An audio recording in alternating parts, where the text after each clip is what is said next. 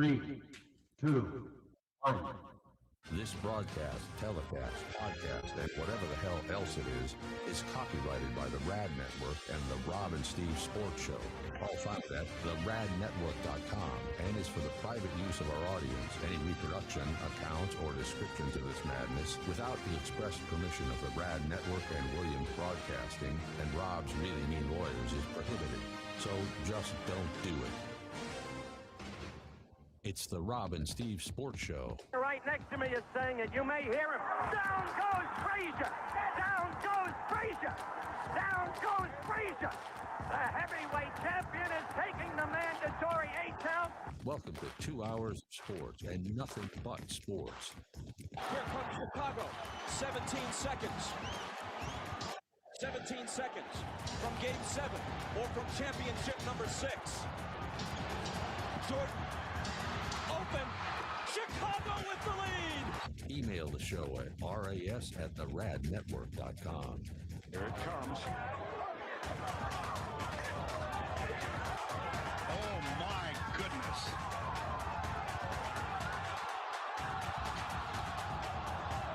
Oh, wow.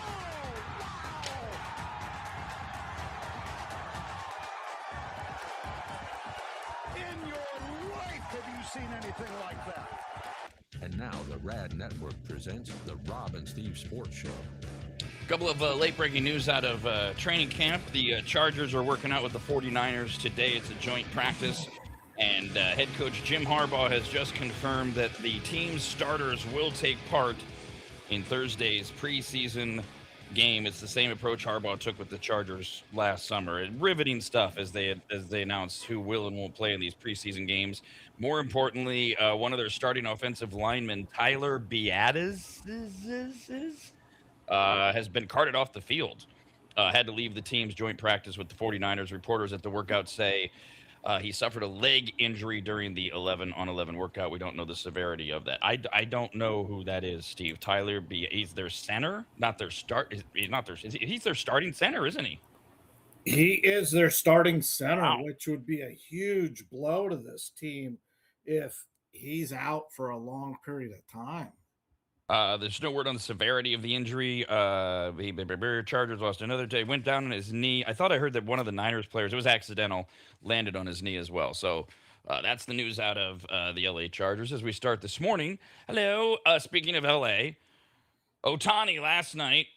It was all good news, really, for Shohei. First of all, he's slated for another bullpen session today. Hasn't pitched a game since July 3rd because of irritation in his left knee. Might be trending in the recent direction. And after that most recent bullpen start on Sunday, he felt really good the next day. And they want him back. He's 8-2 on the mound, 1.79 ERA, 95 strikeouts. He wants to come back as soon as possible. Until then, he's just going to hit. He had a pair of homers. Max Muncy added a 3-run shot to highlight the offensive explosion. Dodgers 11-5 over the Rockies. Freddie Freeman, Andy Pages also had big nights at the plate. We were talking, Steve, yesterday about the Dodgers, where they're at. Wroblewski goes down. Oh, wait, here's this. Snell's fine. Blah, blah, blah, blah. And then Otani has this big night, and suddenly it's amazing. Everything's right in the world last night because Otani hits a couple home runs, and everything has gone from the Dodgers were, 5-11 yesterday in their last 16. They won, and Otani looks great, and he might pitch again, so everything's okay in Los Angeles. Isn't it wonderful how a trip to Colorado and a series against the Rockies can right all the wrongs in the world? You have to love it. The thing that nobody's touching on is Edwin Diaz got lit up again last night. 1 innings, 4 hits, 3 more runs. They got some serious problems at the back end of that bullpen. I'm just wondering how long before they're going to move Tanner Scott and start giving him some save opportunities. And what are they going to do with Edwin Diaz? He seemed to have thrown the ball better when he had loose particles in his elbow, before the surgery than he is right now. But it's probably in his head. I got to believe at this point. It was not a safe situation.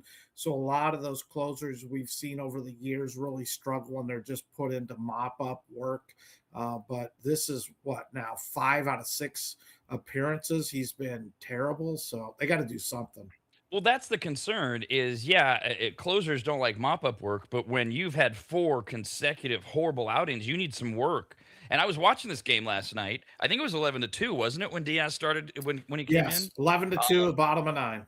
And so I was watching the Dodgers feed, and God, what's his name? The lead announcer for the Dodgers does a great job. Well, then I'll go to the other guy, Oral Hershiser, who's so vanilla, and he's been there for so long, and he puts me to sleep. It's like listening to golf on TV. Joe Davis, who pointed out that as they had to, I don't remember who, it might have been Tanner Scott, but they had to get somebody thrown in the bullpen in the bottom of the ninth because your closer, I think when he got the final out, didn't he have 2 guys on? He'd gone from 11-2 to 11-5 with like 2 on and 2 out. It was an awful performance. I mean, he looked miserable. And Joe Davis himself was well, he said something like, well, this is the last thing we need. Or you could just hear the frustration in his voice over, wow, our closer can't even protect a 9-run lead, sort of thing. And that affects the bullpen. Just the fact they had to get somebody else up and throwing, even though he may not come into the game, he's trying to gear up. He's throwing those pitches on a night that it said, hey, look, we get a full bullpen rest day. We can sit back, enjoy, and worry about it tomorrow. These are the little things that really hurt a team come playoff time.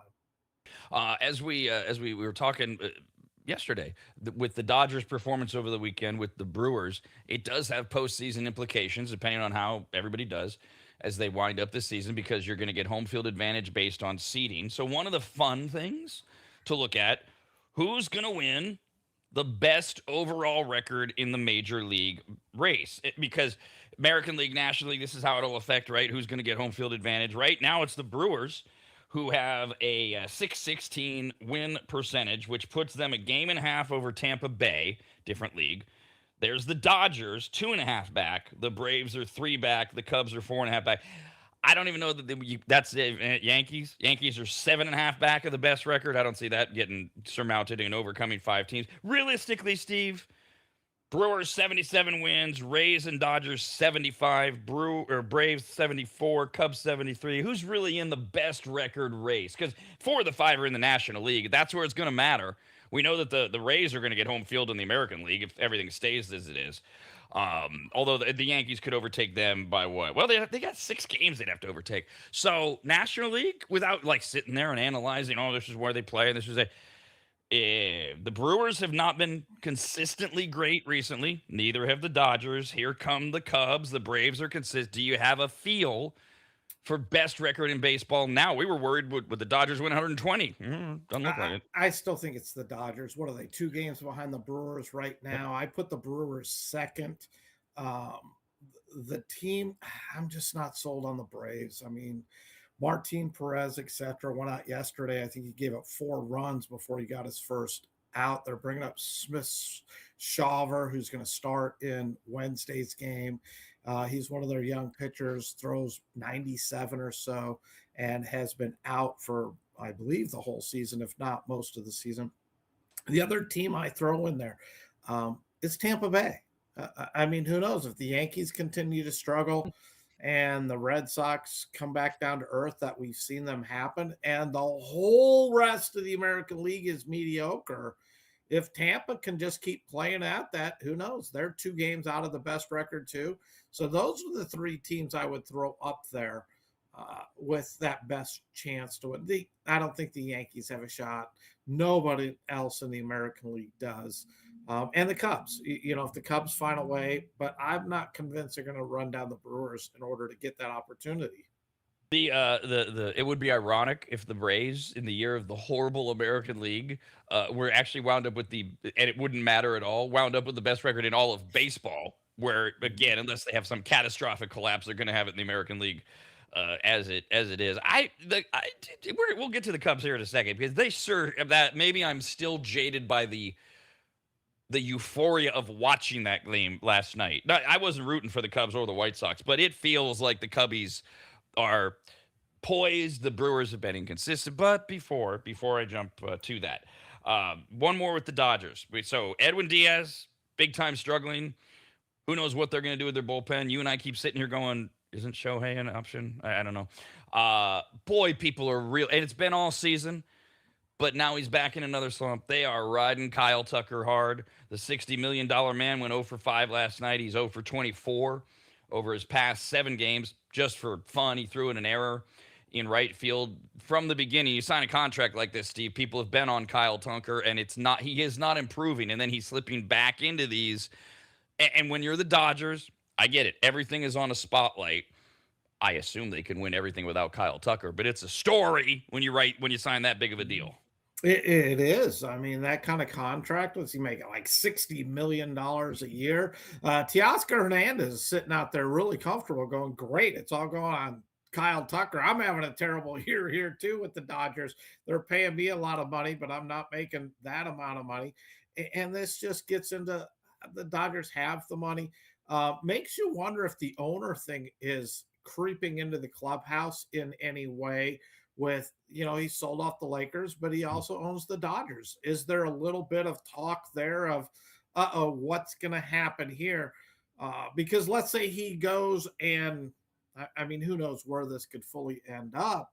But, there's a lot of money that the Dodgers owe out in the future that if they sell, and they're still going to get paid, but it's just that what happens with their salaries and all that other stuff. And how does that part fall in? But I think the Dodgers will be fine. I'm not worried about it. I still think they, move Kyle Tucker to left field, move Mookie Betts out there to right field, get a shortstop, but they didn't go down that road. And again, they're not good defensively. They don't have a strong bullpen. Their closer currently is performing as one of the worst closers in all of baseball. They're not getting timely hits. They had a great game last night, but the last month they have not been getting those big hits with runners in scoring position. Otani's not able to take the mound anymore, and hopefully he'll be back soon. But you got Blake Snell coming up. Glasnow's going to make his appearance this week. They have just so much depth that's crazy. Okay, let's start first with we know that it has made its way to the players, the Dodgers ownership issues, which all the reporting is there aren't any. Whatever his guy name is, he sold out of the Lakers. He's under these investigations. They up and down, left and right. They swear it has nothing to do with the Dodgers. Either way, Otani had to yesterday through his interpreter answer a question. Because it is known that Otani has the key man option in his contract. If the Dodgers sell, Otani could opt out of his contract. He was asked, he said, I won't. He said, if Mr. whatever his name is, sorry, I'm just forgetting, is no longer, I will still stay with the Dodgers. So it's there. It's being talked about. Whether or not they worry about it, it's still a distraction. And it's a distraction at the time, like you said, of all of these other things that are going on, not feeling like Edwin Diaz is Mariano Rivera, but that he's Troy Rivera, which is actually the name of a kid I played baseball with, now that I said that. And whatever other concerns that Shohei, is he going to be able to pitch, et cetera, it's a wobbly time for the Dodgers. Is it a good time, though? It's 6 weeks. Is this the time to be like this if you're the Dodgers, as opposed to, say, 4 weeks from now? I think it might be. I mean, they're facing some adversity. They haven't been challenged the entire season. We didn't expect them to be challenged.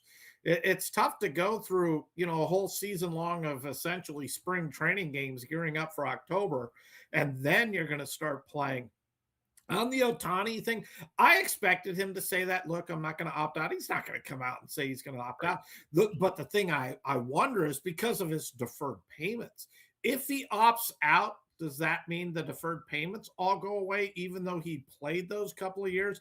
And if that's the case, he would never opt out, because once he got $700+ million in deferred payments, he has no choice.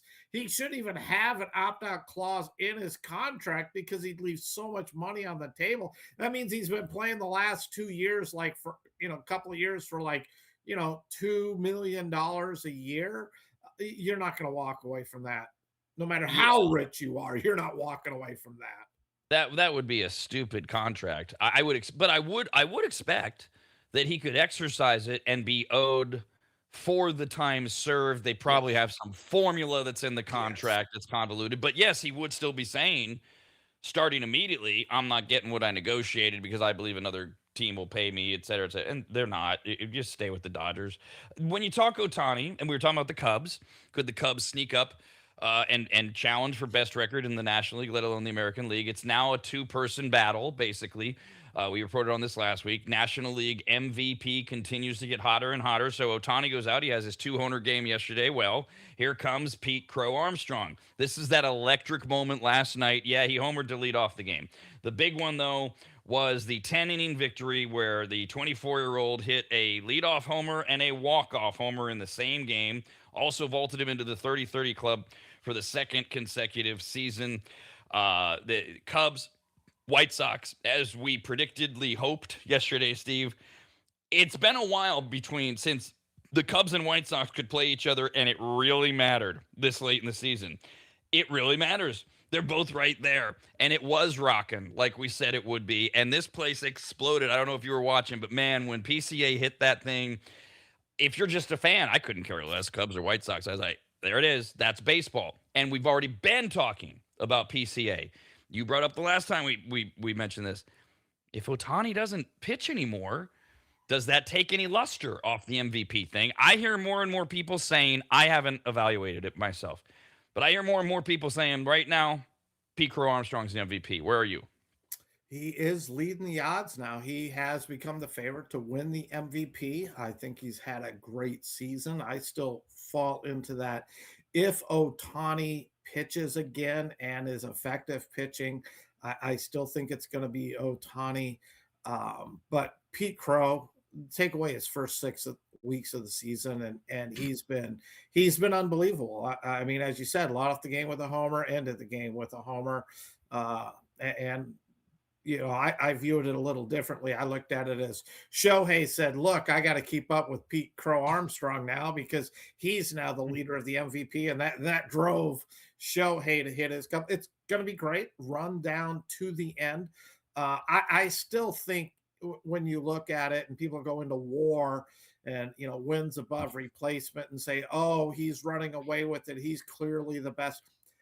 I still think WAR, no matter what other people say, I don't put a whole lot of stock into that evaluation. I understand what its purpose is, and I do, you know, agree with those who have said they put way too much stock into the center fielder rating as opposed to left or right because, oh, Pete Crow Armstrong has, you know, over 300 putouts in center field. Okay, but if he pitches for a fly ball team, he's the center fielder. He's the one who takes command and goes over it. It's just like your shortstop and your infield. Well, you know, you could talk about the first baseman getting it, but Yeah. Because he catches all the throws at first base.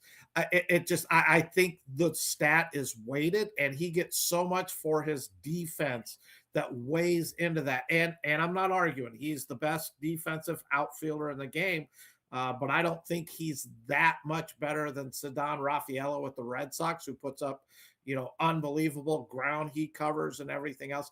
I just think the defensive matrix weigh it too much in favor of PCA than what I believe to be the true value of him. And he's a top 5 ball player. I'm not disagreeing that. I just don't think that Shohei still matched him pretty much stat for stat, you know, offensively. And then when you throw in the pitching, it's tough to go there with his 8-2. He was in Cy Young talk. It wasn't like, oh, he's just mediocre pitcher. He was one of the elites until he got hurt.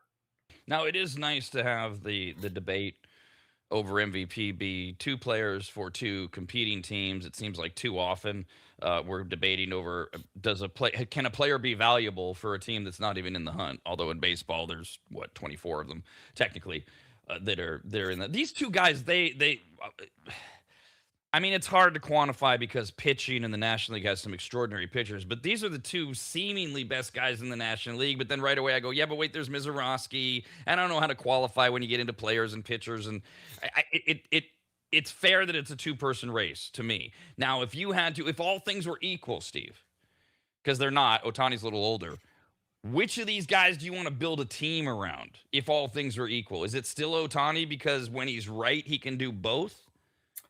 And see, and that's where the age, I mean, Pete Crow Armstrong's 24 years old. I Right. mean, I don't know how old Otani is, and I'm already talking about the value of Otani to me is he's a great hitter. Yeah, okay, we've seen a lot of great hitters, but he can pitch and he's an elite pitcher.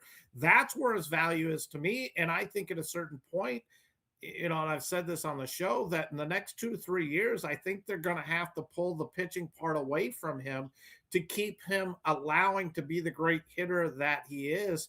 So I would not say I want to go with Otani because I think his window of being the best player on the planet is only going to be for the next 2 or 3 years, where I could get a 24-year-old Pete Crow Armstrong. So that's where it becomes tough on how exactly you want to build it. If you roll them to the exact same age, Otani all day. Would never even think twice about it. Which is not fair at all because now but Otani's 32.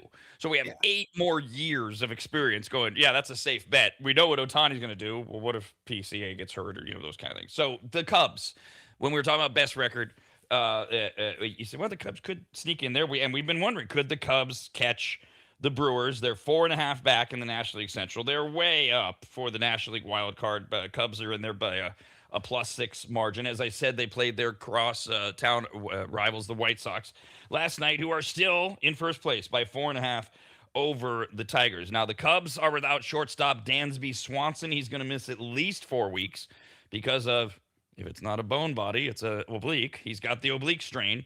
Swanson left Sunday's game against the Cardinals. Injury timeline means he will miss most of the remaining season. White Sox still with that fairly substantial lead, Steve. They'll go at it again today with Kevin Gausman is going. That's a trade deadline, Kevin Gausman, for the Cubbies.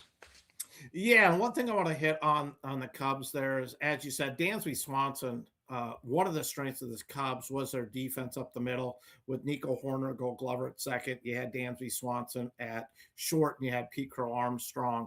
You look at Bregman at third base, who's a Gold Glover there as well. Defense was a big key to this Cubs defense and where they're at in the standings. They're going to move. Nico Horner is going to go to shortstop. They're going to be playing this kid Ramirez, good young prospect at second base. So we're going to see how that is. They're expecting Dansby Swanson to be back in time for the playoffs. And what I had read was 4 to 6 weeks, which puts him the end of September. Hopefully he comes back. And as you said, it's the 4 weeks, and he gets a week and a half before we hit the playoffs for that. Now, the Cubs, White Sox, you're looking at Gausman going against Hudson for the White Sox. This is going to be a bullpen game, to my knowledge, for the White Sox. Kevin Gausman, really hoping that he can be the innings eater. He's had a couple of starts for the Cubs. One was good, one was bad. But they need him. They need that veteran leadership, top of the lineup. He's 6-11 on the season. His last 3 outings, though, he's 2-1, but his whip is still sitting too high at 1.33. But they need the good Kevin Gausman out there. And we say that for a lot of guys like Robbie Ray, etc. But I think the Cubs will be there. Still pulling for the White Sox. But they got 2 big hits. Pitchers made 2 mistakes against them, hit a 2-run homer, a 3-run homer. Great, pushed it into extra innings. But the Cubs are a much better team than the White Sox, even though we keep cheering for the White Sox. Well, and the White Sox, I mean, they've still got what, a 4.5 game. Yeah, they're still at 4.5. Yeah. In their storybook year. Now, why the skepticism or concern earlier over the Cubs when we were talking about their ability to challenge for best record in the National League? I mean, you mentioned them, but you said I'm not sure I believe in them. They're 4.5 back. Nobody thought they'd be. We didn't think they would be this close to the Brewers at this point. They're 4.5 back. I still have some question with that. I mean, Clay Holmes has come over. He's a ground ball pitcher, which set up great with the Cubs and that infield defense. But now, Dansby Swanson's out for a while. I've always felt he's one of the leaders on this team. How are they going to react? Nico Horner is going to be fine at shortstop. But I don't know what Ramirez is, how good he is defensively. Is he going to be a liability at second base? And the Brewers, they keep getting it done. And Logan Henderson, I mean, we talked about him yesterday. This kid can, as you said, paint the black with the best of them. He still throws 95. If Mizorowski can continue just giving them consistently 5-6 innings of what he does, doesn't get hurt. And that's where my concern, because he's in uncharted waters here. I think he went like 96 innings or something like that last year. He's logged a lot more innings this year, and he's cut it loose. I mean, the dude's averaging 101 on his fastball, and he throws the fastball more than 50% of his pitches. That's got to take some kind of wear. And, we don't even talk about his spin rate on his pitches, his fastball with the velocity still has 2,600 plus RPMs in it. So not only is it going 101 on average, but it's got movement to it too, which just makes it that more incredible. All major league hitters can hit the heat, but it's the movement, and that gets into the Greg Maddux. It isn't necessarily just the velocity. 100 miles an hour straight as an arrow is fairly easy for major league hitters to hit, but then you add that movement, and 2,600 RPMs on it creates that movement along with his off-speed stuff. They got to keep him healthy, but I like the Brewers. So many good young players on this team. At least they'll have a chance, these two teams, to do a little bit about this themselves. Between the Monday before Labor Day and the Wednesday after Labor Day, in those 10 days, the Cubs and Brewers will play each other 7 times. 4 in Milwaukee, 3 in Chicago. So by the middle of September, we'll have a really good chance to be able to go, okay, head to head, here's where that stands. So another month from now, just sit there and enjoy. By the way, we started this whole thing talking about Otani, Dodgers, could they be the best, etc. We previewed the Brewers, or we previewed the Cubbies and the White Sox. We should mention the Dodgers rehabilitation tour. It continues tonight in Colorado as the Rockies continue to spar with the A's and the Angels to wrap up that worst record in Major League Baseball. The Rockies will host the Dodgers. Eric Lauer against Ryan Feltner tonight in Colorado. Yeah, and this is another huge game for the Dodgers as far as price go. Eric Lauer's come over. He's been pretty good. They acquired him from the Blue Jays. He's sitting at 6-4, ERA a little over 4.5, whip at about 1.3. But the Dodgers just need him to be decent. Keep him in the games, give up 3 runs in 5 innings. They'll be fine. He is 2-1 in his last 3 outings. His whip is 1.16. So he has done his job. Feltner, 5-6, ERA over 5.5, whip sitting at 1.5. Last 3, although he is 2-1, his ERA is over 5. His whip is 1.65. Colorado is a better team at home. I love the fact that outside of last night's game, the series before, they played the Dodgers tough in all the different, the last series that they had played. They're at home. Maybe they can muster up something to keep it close.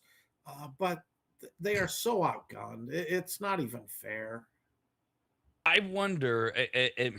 Obviously, I'm tainted. I watch a lot more A's games, and it still feels like when you watch the A's, there's so much youth there that there's that enthusiasm of we're young, we're going to Vegas. There's hope. There's hope. How demoralizing is this for some of these other teams? Like, what we're going to talk about a few of them here in a minute, but like the Giants, the Royals, like teams that, like, the Royals weren't supposed to be this bad. The A's weren't supposed to be this bad, but they weren't supposed to be good. The Giants weren't supposed to be bad. Like the Rockies, they're always bad. I'm trying to figure out the demoralization of, we got to do 6 more weeks of this. And if there's like no more reason for hope, and the baseball next year, the human side that a lot of people don't talk about. Well, that's why in baseball they have the expanded rosters in September, just to give those teams that are so buried, no hope, no anything, we're terrible. Look, bring up the kids, give us some hope. Maybe they can get some kid and get like 50, 60 at bats in that month, a couple of weeks, hit 300, give them that glimmer of hope in the offseason. Hey, we found our second baseman of the future, or whatever it is. Because if you had to keep running that lineup you've run out there for the first 5 months in September as well, it's just, why would a fan go? I mean, seriously, why would you even go? At least September, you're going to watch the kids to have some hope for the future, and it gives them that learning at the major league level. Let's see what we got. But it's sad when, the Rockies year in and year out, it's like being a Cleveland Brown fan or sorry to say it, but the Raiders fan. The Raiders and NFL is better when the Raiders are relevant because they are one of those major franchises in the NFL. But it's been like 20 years now. I mean, you're 20, 24 years. It's like, really? I mean, only us old timers sitting on the porch even remember the Raiders any good. And yet, it's been the same amount of time really for the Cowboys, and they still get all the press because they're the Cowboys. They still get all the attention because of Jerry Jones. And really, if you put the two of them side by side, I'm sure their regular season records probably don't match up, but in relevancy, haven't the Raiders gone deeper in the postseason than the Cowboys recently? I mean, it's like because the Cowboys haven't gone since what, like 93, 94, somewhere in there. And the Raiders, early 2000s. I mean, made it to the Super Bowl, got beat by Tampa Bay. So it's all perceptionary, but like you said, the Raiders, I think the Al Davis thing, it probably diminish them a little bit, but it's like the way we revere the Cowboys, who are the pinnacles of incompetence over the last 3 decades, and yet we almost look down our nose at the Raiders, who knows what the Cowboys are going to do this year. I mean, they got the greatest offense to what is it? To Gotti, right? Greatest offense to ever. Greatest offense. No, that's the Bengals with the greatest. No, Dak Prescott in his shirt. Gotti, Goti. Greatest offense there is. That's the Dak Prescott thing. That's the Cowboys thing. I don't know what the Bengals are doing, but yeah, Dak's the one with the Gotti and the greatest offense there is. So maybe they will be. Maybe they will. They got Von Miller, so maybe they'll short up the defense and everything will work out for the Cowboys. And yeah, good. This was the year we should have hyped the Cowboys. We do have more NFL news, lots of baseball as well, coming up after this. Rob and Steve continue next, only on the radnetwork.com.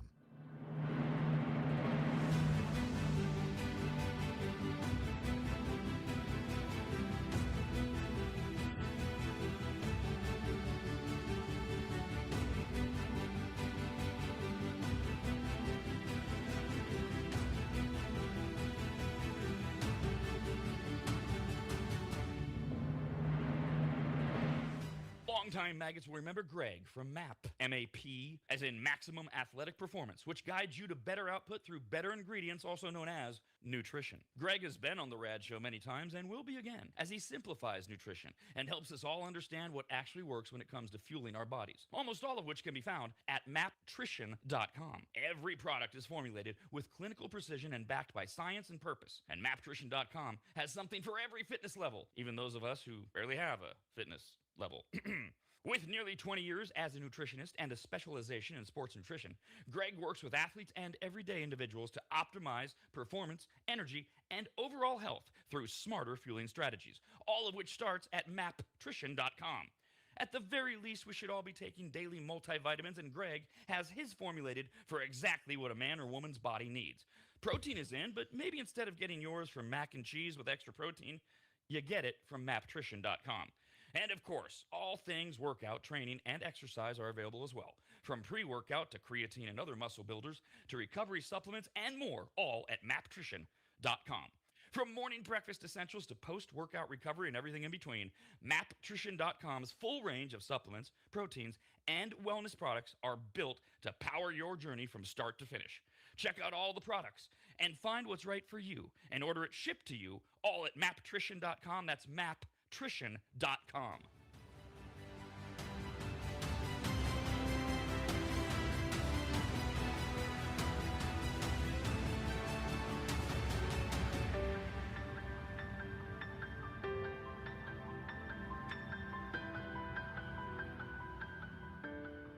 If you've never heard of microseal, let me tell you what it isn't. It is not a really small marine mammal.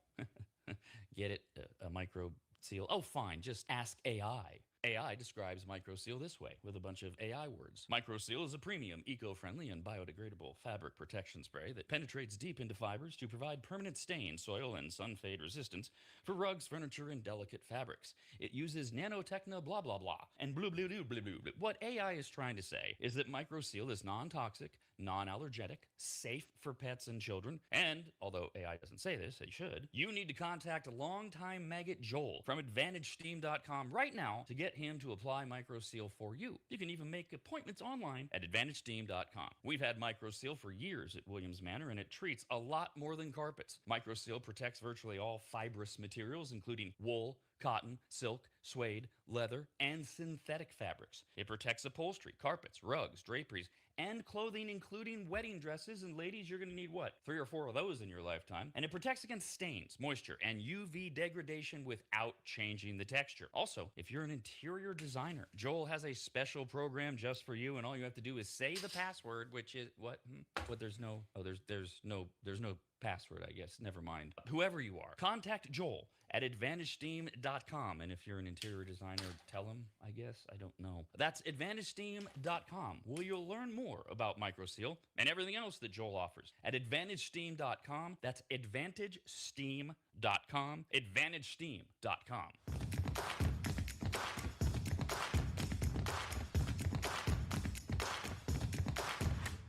This is the Rob and Steve Sports Show. Call the show at 888-587-5355 or email the show at ras@theradnetwork.com. Absolutely nothing surprising, but still a headline when something's confirmed that you knew was coming. NFL Commissioner Roger Goodell this morning said teams located in other countries, inevitable. We've been sitting around, Steve, wondering, is there a point at which the NFL can go too far? Can they spread themselves too thin? Can they ask too much of us? All of the pricing, the streaming, can you give us too much NFL? Is there such thing in America as too much? Can you go the Who Wants to Be a Millionaire thing where you put it on every night and you just give us too much and we go, okay, enough is enough? And it keeps seeming like the answer is no, we'll take it. Okay, we got the sports betting. I'm still not sold that the NFL is big enough to force this international thing down our throats, let alone foreign countries, because he does go that step further, that we've always wondered, would this be the tipping point? There will be, Roger Goodell said this morning, quote, there will be NFL teams outside the USA, I have no doubt, end quote. He also said that once an NFL team is established in a foreign country, its home field could host a Super Bowl. I just don't know. I really don't know if American football fans, I guess they will. I guess they'll tolerate it. I guess. But will it start to wane? Will it go from being the thing to where we get more leveled off and it's not the sport? I don't know. I'm not predicting. I don't know anyone that's excited about this idea unless you literally own stock in ESPN, Disney, or NFL. I'm just not sure Canada can host a Super Bowl. I mean, any of their major cities have the full-on hotel capacity. You know, I know Blue Jays have hosted a World Series, but obviously the dome in Canada got to be a dome stadium, and we'll see how that plays out. Outside of Canada, no, they've gone too far. We can't put a team in London. We can't put a team in Europe. If you want to go there, start a league again, because it failed once before with the European League, and go out there and put it. If down the road they can support that league and we see games selling out, and that's like the AAA, shoot, allow the players want more money, allow teams like they did with the European League, that we stock them with NFL players that borderline you're done with college, because if college is going back to 5 years and then you're done, it allows those players to continue playing outside of their only shot is the CFL. Invest that way. If you can sell out all of those games and now you're from 12,000 seat arenas up to 25 to 50,000, and you just continue to grow it, and you've established that base like minor league baseball, then I see it. But come on, we're going to send a team, from the West Coast, and you got to now go play in Germany. And oh, by the way, You after that game, you're not getting your bye because we're already seeing teams no longer get buys after playing in Europe, and now you're going to fly back to, and play the Niners. Got to play now the Seahawks in the next week.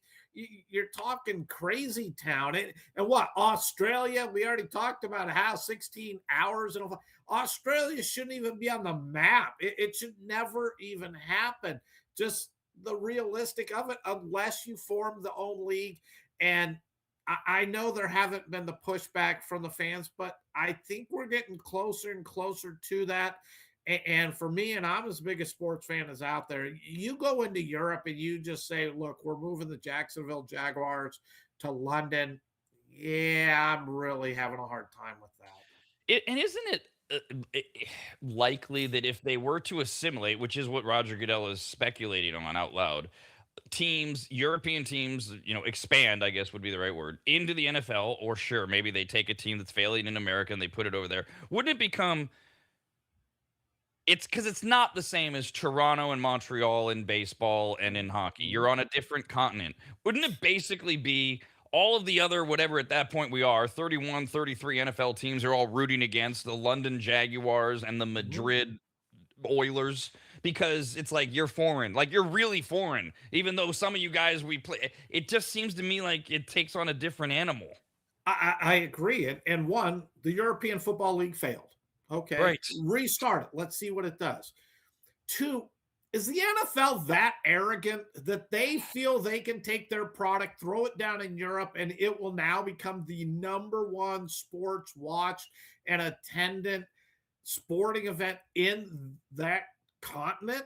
I mean, in Europe and let's add Asia. What are they that arrogant that they think? I mean, soccer is king, and I'm not a huge soccer fan, but I accept the fact that, the English Premier League, you could argue is the greatest sports league on the face of the planet. And they really think that they're going to out viewership, out all of this of soccer, and it's going to become number one.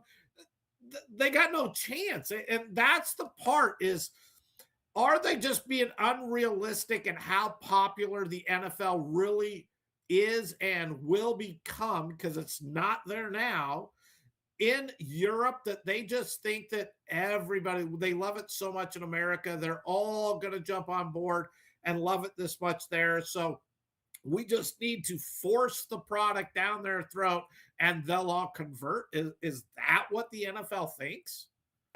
It certainly seems like a legitimate possibility. Is it that they already have enough international corporate sponsors? They don't care. My concern is, do they not care that they are potentially being the ones that are ushering the league to that brink of, we had it all. It's the old, you don't watch movies. The old movie Casino with Robert De Niro, the mobsters, they had it all until they went too far in Vegas, and then they blew it all up and the corporations came in. It's kind of the same thing. Not that I'm comparing, well, I am kind of, the NFL to the mafia. Are they at the point where they're going, yes, arrogance, too big? I also wonder how much you and I are tainted and people like us, because I'm so tired of this story too. But I find it hard to believe. Goodell didn't say it, but it sure seems, because he talked, there's a lot of international cities that would be great candidates to host a Super Bowl or something like that. I don't have it in front of me. Well, so he wants you to believe, whether he does or not, London. And then you do start to think, would we tolerate? And is this why also he mentioned Asia a couple weeks ago? And I was like, oh, that's right. Shorter flight for California, for the West Coast of America. Europe's a shorter flight for the East Coast of America. We're setting this up, aren't we? For regular season games. It's maybe. I have watched the Super Bowl every year. Oh my gosh. I'm rolling back to like 72, something like that. Dolphins. I'm telling you, they play Super Bowl not on this continent. And I'm probably going to miss my first one in, since Super Bowl 4, Super Bowl 5, something like that. And I don't think that's a unique view. I don't. But we'll find out. Or maybe you and I won't. Maybe we won't have to live through this.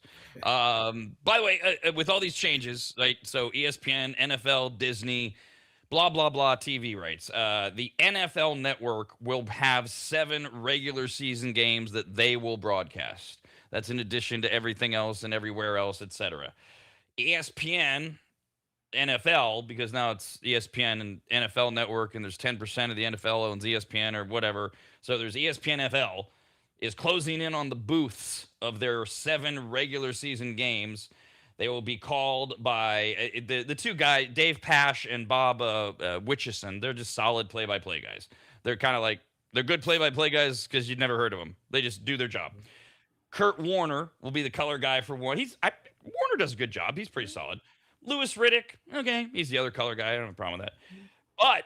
But word is, they don't have any place yet, but the word is Jason Kelsey could be added to some of the games as well. And I know, Steve, you're not getting enough Jason Kelsey when you watch ESPN or any other network. No, I'm not. I need more Jason. And what he's done with his brand has been unbelievable. I mean, an offensive lineman to be as known now and his brand as big as a quarterback's out there, and one of the great quarterbacks is amazing. Good for him. I enjoy him. He's becoming a little bit too oversaturated for me. I don't need to see him, hey, look, I'm doing a spot with the Tour de France now, and I haven't ridden a bicycle since I was in the 8th grade, but I'm going to sit here and comment on it because, they got great beer over here in France or whatever it is. It's and a little bit of Jason Kelsey goes a long way when he's not at the table, when he's not there with the other 3 or 4 guys who can jump in and kind of cross-check him. And so when he's doing these, what we call these one-shots, like at the Masters, the Tour de France, wherever else he is, like when he tried that horrible late-night show that he did, it's okay, fine. I'm with you, dude. Good for you. Christ, take 100 NFL fans and ask them to name 2 centers, and they're probably, most of them are going to get Jason Kelsey.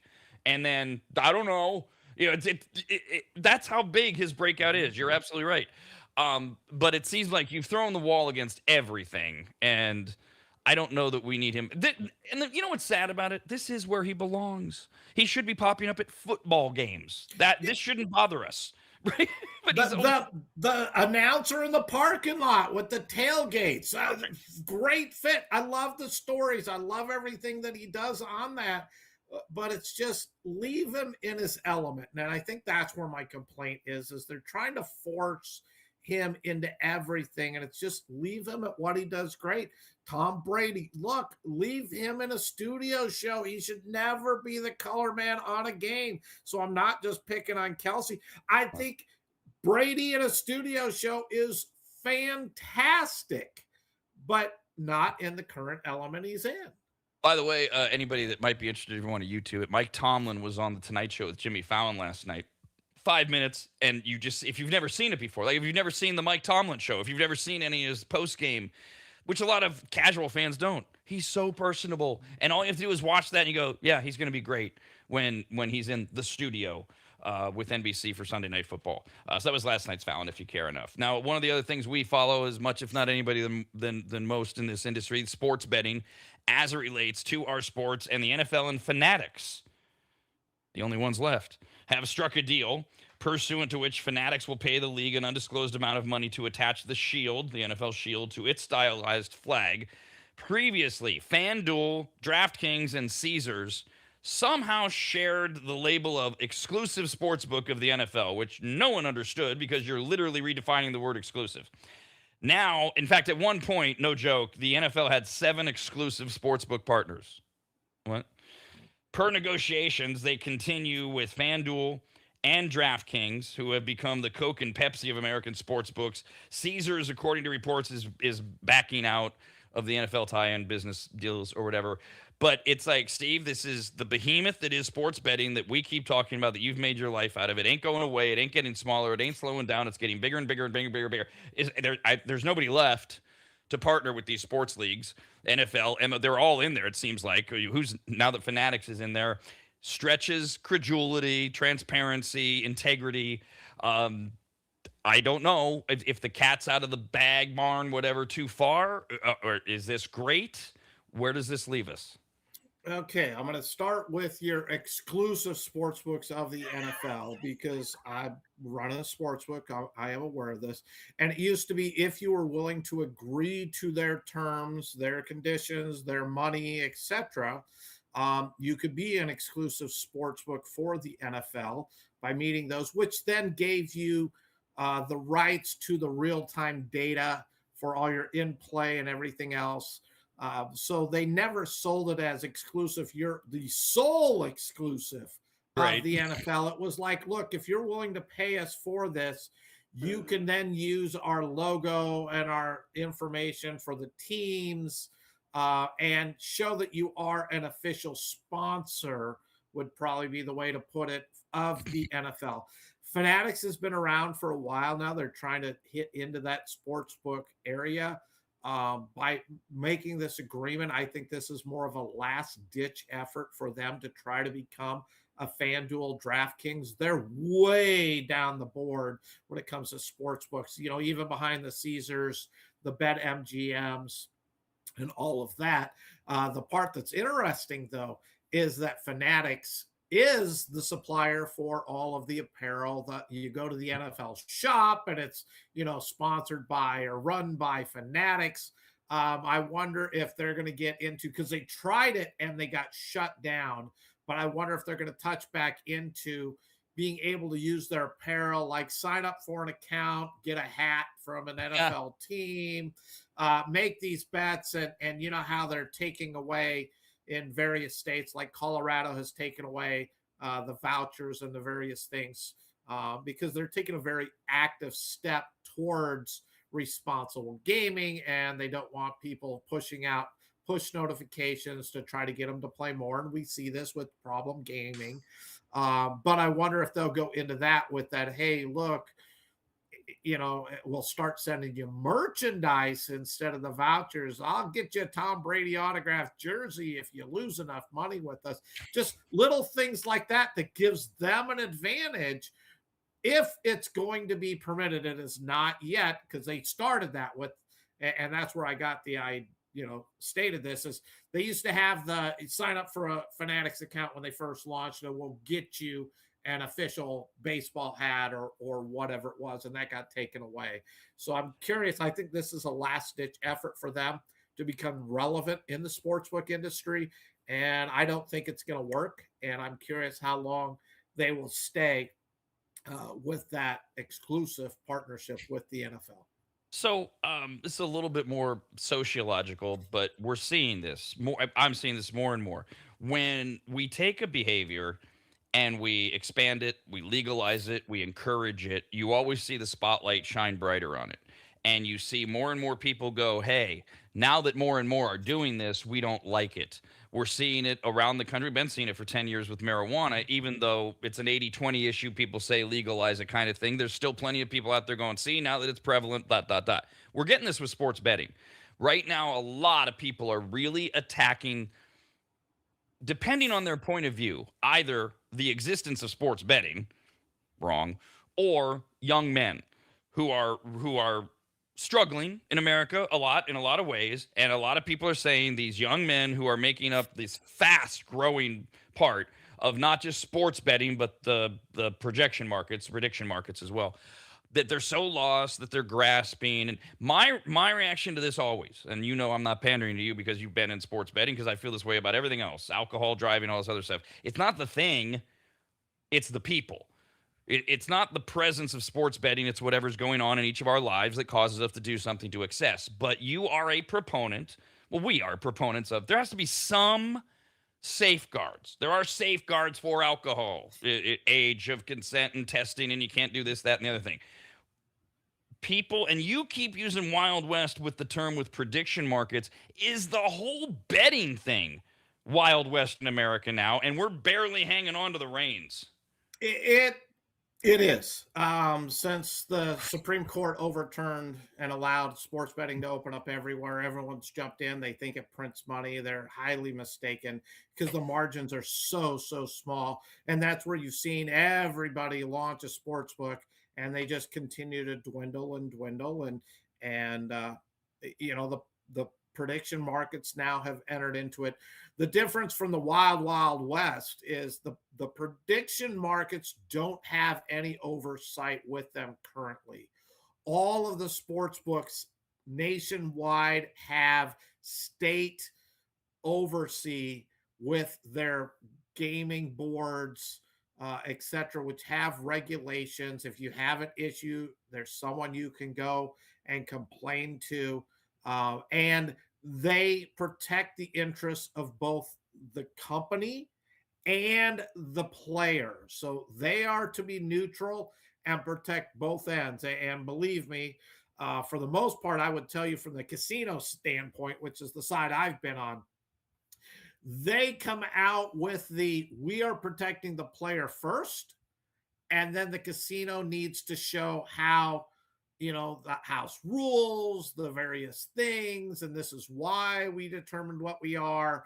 And then it's really, I've always viewed it, it's our job to show them that we really aren't trying to rip the customer off. The prediction markets, you have an issue, where are you going to go? Hey, look, I bet on it, but if I lost, you kept my money. But because I won, you're just going to refund my money and say, oh, maybe we shouldn't have offered that. And we're not going to honor that now. And we'll be more careful when we offer things in the future, even though every ad says you can bet on anything. It's just that. And that's where those problems fall. But there's regulations. There's, every state has their internal controls that you must follow, all the way down to, to give you an idea, Nevada is so regulated. We have to show exactly how a rider is going to get their bank, where they're going to get it from. Every step of everything an employee does in a sports book is in a regulation that this is what you have to follow. I don't think that exists on if I work at McDonald's or anything like that. I can do pretty much what I want, but it is that detailed, and into the mobile accounts and everything, and how it's going to be done. Anytime we add money into an account, if we have a dispute and it's one of those, look, we're going to do an appeasement and we will add money into your account, we have to log it. Depending on the system, like our system you had to put the ticket number in there so they could trace it to exactly what the bet was, when it was placed, what it was, and then the explanation as to why you provided this guest appeasement to this guest at this time. And it, date stamps, time stamps, everything. Prediction markets, good luck. And that's one of the things that I question is who's holding the prediction markets accountable. I know every state's gaming division holds the casino sports books accountable, but who's holding prediction markets accountable? So, this kind of story brings together a little bit tangentially the Kawhi Leonard creative compensation thing that the NBA apparently has no proof over being able to say. We know it went from Ballmer, the owner of the Clippers, to Aspiration, the bank, to Kawhi Leonard. There's that element of a major athlete, celebrity, et cetera, being involved. Then there's sports betting. Then there's the involvement of the players being involved. And then your thing of Fanatics, the newest exclusive sports book with 18 others with the NFL. And what can Fanatics do because of what they do? Because the apparel company and everything, and how can you appease your big losers, your big winners? Bring it all together for the story that takes us over to baseball. 3 members of Congress told Major League Baseball and the Players Union a week ago Monday to stop letting players appear in sportsbook marketing. Laid out in a letter to Commissioner Rob Manfred, they, the congressmen, want an end to the policies that made what they call a predatory promotion possible. They gave both sides until a week from yesterday, to answer 5 questions, and the tipping point was a promotional video that featured Bryce Harper. The Philadelphia Inquirer reported July 9th that a FanDuel VIP host sent a personalized greeting from Bryce Harper to a guy named Terry Thompson, a Montgomery County, Pennsylvania man who lost $1.5 million betting with the company. Harper recorded a 21-second message in November of 2024 on a site called Cameo. You may have heard of it. It's a pop culture thing. You can pay to have, you can have anybody. You have Rosie O'Donnell, Mike Tyson, they'll record a message for you or whatever. Well, Harper recorded it through that, but he did it at the behest of FanDuel, and he used Thompson's name, and he mentioned Thompson's son. Thompson's the guy that lost $1.5 million. Harper said a week later he had no idea what he was a part of. He said the request came from FanDuel with a short script, and he read it in good faith. He said he would not have made the video had he known FanDuel's intent. Lawmakers say that doesn't settle it, that Bryce Harper and other players cannot be used to lend legitimacy to VIP programs built to exploit the most vulnerable fans, no matter what those players know at the time. So even though Bryce Harper didn't know, Congress people are saying it doesn't matter. You're still, we'll work that out. You Major League Baseball, you work that out, blah, blah, blah, blah, blah. 5 questions, kind of boring stuff. I know we can go through them if you want, Steve, but we're not huge proponents of politicians getting involved, but somebody's got to provide these things. What about this one? I mean, this is an example of the Fanatics thing, only maybe Bryce Harper didn't know what he was doing, but hey, you lost $1.5 million with us. Here's Bryce Harper saying your son's name. This to me is the part of the leagues being greedy and forming these relationships. They shouldn't be involved. The players should not be involved with any sports books, any prediction markets. The teams should not be. I know they all want the advertising dollars, but it needs to be something like ESPN's odds that you see is a partnership with, Bet ESPN or whatever it is. And the odds you see on, CBS Sports is from DraftKings. That's the extent it should be. Players should never be involved in it. And these are the little things when you talk about Tanner Scott, the players hating him, and not saying he's tied to anything, but the gambling part has opened these things up. We heard stories of fans texting or however getting a hold of players saying, here's my Venmo account. I lost this bet. You owe me. The leagues needed to keep it separate, acknowledge that it exists, but not be a part of it. You shouldn't have a circa sponsorship patch on the Vegas Golden Knights. You shouldn't have these kind of things. Everyone knew from the day it passed, because we've seen it in other countries. You have to back the gambling element off because the players are going to get threats and they don't want it. The fans are going to hold them responsible when they're losing money. As I've always said, to all of my ticket writers, my employees, one of the bad things about working in a casino is customers drink too much, gamble too much, lose too much. And you have those certain amount that take it out on you. I've always said, you can't take it personal. It's not you they're really getting upset with. It just is the industry. It's what it is. And fans drink too much, gamble too much, lose too much.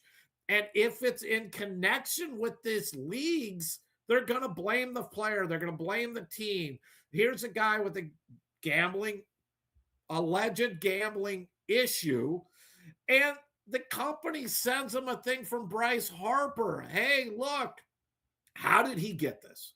Because he loses so much money, they were willing to invest that to keep him playing. That's the vulture side of the casinos, the sports books, the prediction markets, etc. And FanDuel falls into this now too, with however they're going to do it. And you have to keep them separate, and you just have to. There's a lot of bad things that happen, but by allowing them to coexist together and advertise together, I think just opens up bad things. And I don't want Congress and the government getting involved. The league should have been smart enough to know you can't let the mighty dollar lead you down any path just because it's about money. At a certain point, you have to think of what is good for our society. And I know a lot of people don't think that very often. It's like, what do I care? I just want to make my money while I can, and who cares the consequences? And I just wish we would look a little bit more at the consequences our actions can take with things like partnerships with these leagues. What about Bryce Harper's role in this? Do we buy this? And I'm not suggesting that the way I asked that I have a preconceived notion. I flash back to the PED scandals, not just baseball, everything. The go-to reaction has always been, how does an athlete whose body is his prism, is his, that's not the expression. You know the expression. How does he put something in his body he doesn't know what he was taking? Now, this isn't the same thing, but do we believe a multi-million dollar superstar just says, okay, sure, I'll read this? And maybe yes, that he goes, okay, hey, it's Bryce Harper. Congratulations, Mr. Thompson. Thanks for all your great bets, blah, blah, blah. Okay, I'm done. Or is Bryce Harper exonerated from this? I think it's how it's handed to him. If it's like, hey, look, you're doing a sponsorship for FanDuel and I want you to read this, Bryce Harper should be sharp enough to put 2 and 2 together and understand what it is. And then he would be. But Rob, I mean, I've got to believe over your career, you've had a lot of things handed to you. Here, Rob, do this, do that. And take that by 100,000 things bigger for a player. Look, my agent handed me something, said, here, read this. Okay, I read it. Hand me the next one. And was not aware it was from FanDuel or anything like that. Is just reading a script that was handed in front of him. I give him a bit of a pass, and I blame the league for putting that player in that position to do something that he may not have had knowledge of what exactly he was doing. But if he was aware, look, you're doing a sponsorship, you're getting this amount of money back from FanDuel for reading this, all he's got to do is read it, look at it, and say, yeah, maybe I don't want to go here. Switching gears a little bit, but staying on the business side of sports for one more story, because we talked yesterday about the LA Lakers and everything going on with seemingly out of nowhere at the time, Josh Kushner, not Jared, Josh Kushner and Bob Iger buying up the Lakers, but no part of the Dodgers at the time. And the question, one of the many questions we had was, well, what about the Buss family? What about Jeanie Buss? What about everything the Busses have contributed to this? And there's a whole bunch of Busses children, and you got to have a plurality or a majority in order to have things go through. And the report yesterday was that the Buss family was selling its 17.8% share of the Lakers also to Kushner and Iger, and that would be the end of the Buss family's involvement. In a statement later yesterday, after the Buss family said they had voted to sell their remaining shares that Mark Walter agreed to sell last week at the same $12.5 billion valuation, and they believe they have the right to sell based on a tag-along provision that had been included in the previous sale in June of 2025, Jeanie Buss said, not so much. No, we're not doing this. The family's statement said, we have decided as a family to sell the remaining Buss Family Trust shares to the Bob Iger Group. We love the Lakers, blah, blah, blah, opportunity, blah, blah, blah, moving gracefully, not so much, end quote. Because Jeanie Buss was to remain the team's controlling owner through 2030. And Iger did say last week publicly he intended to honor that agreement with Jeanie Buss, quote, if something changes, then it changes, end quote. I go back to our little visual of the dogs playing poker, which I'm working on, by the way, Steve. And they're playing poker or blackjack or whatever. And this is Bob Iger and the entire Buss family. Jeannie's not there, and they're all smoking cigars and they're drinking wine. If something changes, like you guys sell me, then Jeanie Buss around. Should the sale of the family's stake go through, Jeanie Buss would no longer have the needed ownership to remain as the governor of the team. So Jeanie Buss's lawyer came out yesterday and wrote to the 5 siblings. Boy, Thanksgiving's going to be fun in the Buss family this year, in which the lawyer said that a court has already ruled that no sale can be effectuated without approval by the co-trustees, Jeanie, Janie, and Joey Buss. And Jeanie was the lone sibling who did not vote to sell the team. So that's not co-approval. Had to be unanimous. That's what Jeanie Buss's lawyer was arguing. Either way, a little bit of delicious chaos in the Lakers sale, where Jeanie Buss, the brains of the Buss family, says, we're not doing this. And the Buss family children say, but we can. And Jeanie Buss's attorney says, no, you can't. And we have just a little bit of, I don't know that it affects anything, but it's a little bit of dirt and grime and more distractions. It is. And I have to believe that she just wants to hold on to that governorship and have a voice in the NBA and the decisions that happen. I believe the family owns 17.5%. And with the original story, if I remember correctly, it was they just had to have a majority of the siblings in order to approve the sale.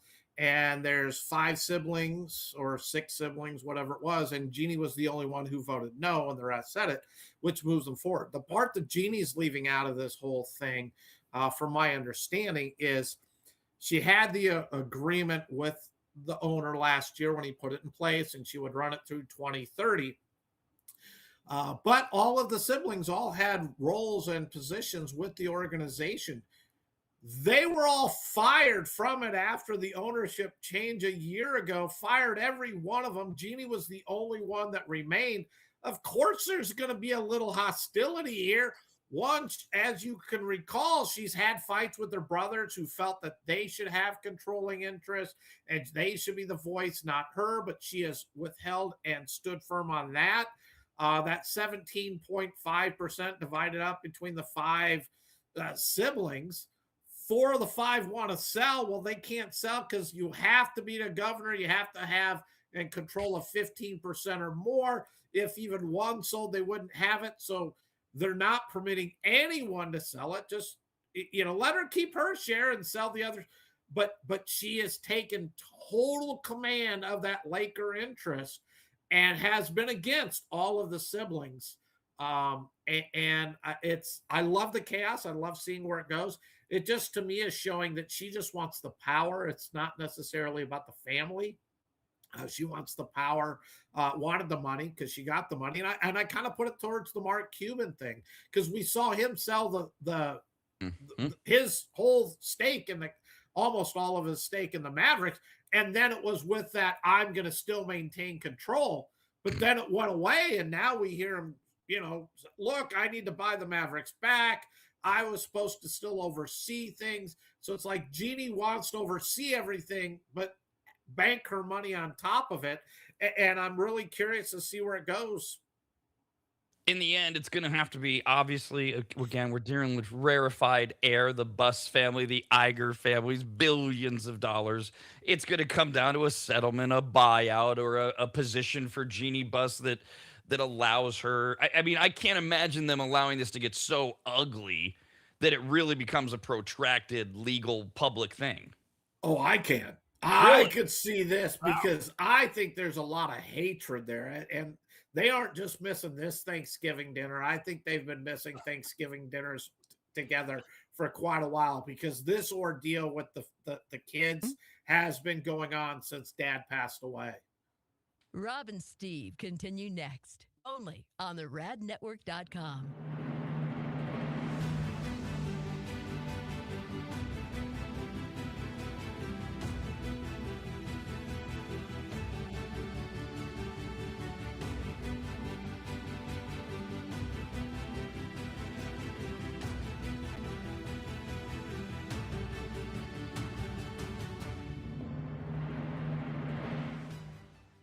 The first time Corey walked into my home, I came around the corner, extended my right hand to shake it, and said to him, "Wow, you're big." And that would be Corey from QuickDumpsters.com. Quick is spelled wrong intentionally. Quick, Q-U-I-K Dumpsters.com. That's QuickDumpsters.com. Corey's yet another maggot launching his own locally owned and operated business, and boy, did I need him, and really we all do. Things pile up, you get frustrated, you keep saying, we need to make a dump run. Pretty soon it's more than a dump run, and now you need to rent a truck or have one of those ugly upside-down box cars parked in front of your house that you fill up yourself. Or, you do like I did, you call Corey at QuickDumpsters.com. In my case, my house had fallen into complete disarray as my late wife Christina had lost her 2-year battle with congestive heart failure, and amongst the many things left were gathering her things and finding what to donate, what had to just go in that pile of stuff where we were both going, why did we ever buy this?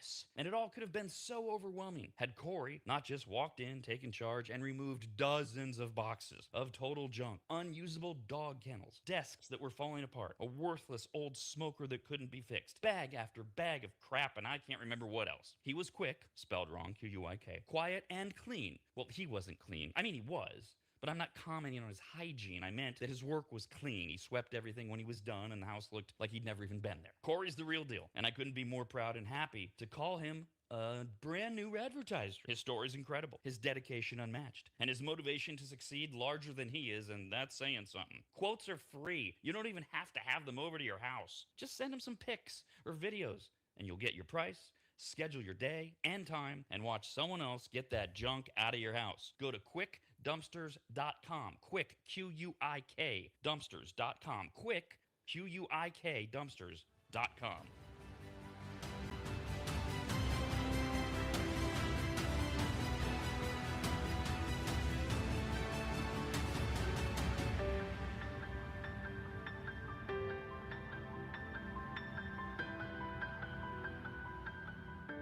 Longtime maggots will remember Greg from MAP, M-A-P, as in Maximum Athletic Performance, which guides you to better output through better ingredients, also known as nutrition. Greg has been on the Rad Show many times and will be again, as he simplifies nutrition and helps us all understand what actually works when it comes to fueling our bodies, almost all of which can be found at maptrition.com. Every product is formulated with clinical precision and backed by science and purpose, and maptrition.com has something for every fitness level, even those of us who barely have a fitness level.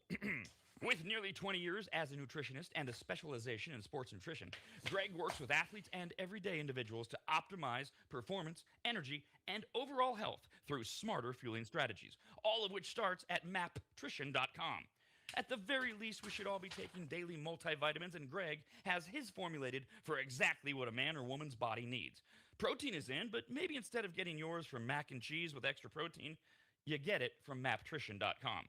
And of course, all things workout, training, and exercise are available as well. From pre-workout to creatine and other muscle builders to recovery supplements and more, all at maptrition.com.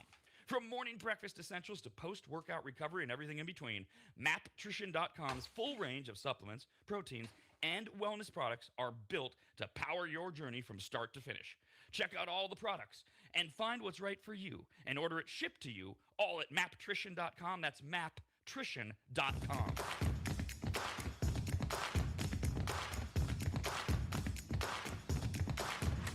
Welcome to the Rob and Steve Show.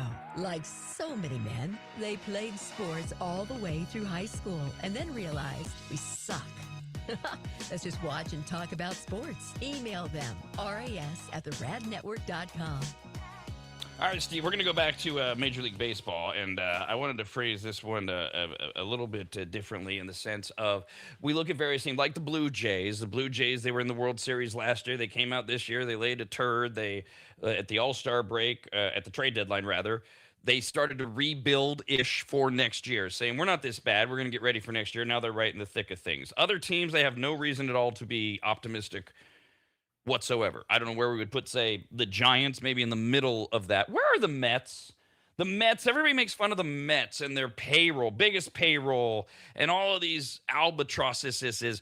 Are they building on something young that people should be paying attention to? The latest one to get all the attention, of course, Carson Bench, out of nowhere, decides to throw out two Padres on consecutive plays last night at the plate, got standing ovations. Oh, by the way, another rookie, A.J. Ewing, cut down a runner at the plate moments later. It was one of those weird, are we doing this? We're just going to keep throwing guys out at the plate thing. Do the Mets have something there other than, okay, great, these are really fun plays? Are they building something that we should all be paying attention to? I have a hard time saying they are. The Mets, to me, are much more like the Cowboys. They go after the names. They go after the glitz, the shine. They don't take team chemistry, what fits with them, and the other things that, your player development, your minor leagues, your scouts, those seem to all be over, afterthoughts for this organization. Benj, we talked about him month and a half ago plus whenever he came up. Dude's got a cannon. I mean, he can play. Ewing has been a really good player. Nolan McLean's one of the best young pitchers out there. They overpaid for Soto, and that team chemistry thing. One of the things that they stated with, I'm trying to think who the player that got traded off the Mets, but he this year had a meeting and he tried to get Soto and Lindor to air their differences. There is supposedly a big rift between these two, and it's been from the get-go. Well, we're a year and a half into the Soto thing, and if it still exists, didn't management have an idea of what to do here? Both player contracts are so big, they can't move Lindor, even though it wouldn't shock me if this offseason And I brought this up at the trade deadline. Wasn't going to happen at the trade deadline because Toronto was out of it. If Lindor doesn't then just get shipped off to Toronto to help Toronto with their shortstop position, give them a little bit more firepower. But it's not like they have a deep farm system. It's just they have some good pieces, but that's it. I mean, the A's have some good pieces. It doesn't mean that I'm ready to say that they are the top team. If you just back out the payroll and say, look, we're just looking at talent on the field. Payroll has nothing to do with this. They're not even middle of the pack.